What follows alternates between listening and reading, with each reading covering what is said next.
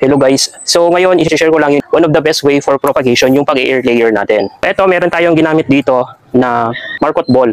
Tapos ito, meron tayong ginawa dito, siguro mga ilang weeks na din tong nilagay ko.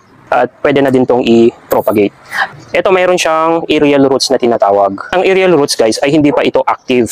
Kaya natin ini-air layer para ma-activate natin yung aerial roots para mag-start na siyang mag-absorb ng nutrients dito sa plant. Nilagyan ko lang siya ng markot ball na ganito.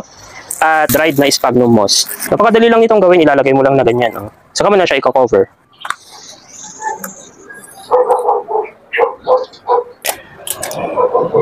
Ito, ganito ang itsura ng active na roots. May mga buhok-buhok na yung mga roots niyan. Ibig sabihin, ito, nag-start na siyang mag-absorb ng nutrients sa halaman. Malaki yung chance nito na magso-survive. Kasi kung ito lang na aerial roots, medyo ma-stress pa yung plants natin kasi hindi pa siya activated. So may chance pa rin na hindi mag-survive yung plants natin. Pag pinutol mo, pwede mong tanggalin to or kahit hindi na. So ayan. And then maglagay na tayo ng dithane dito sa pinagputulan.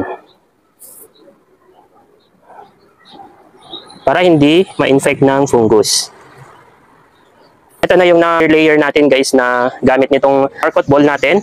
Ilalagay ko na lang yung link dyan sa yellow basket itong markot ball. At kung interesado din kayo sa sphagnum moss, maganda din tong pang air layer or pang markot. Yan, ilalagay ko na lang din dyan sa yellow basket and even this dithane. Yung link ilalagay ko na lang dyan sa yellow basket.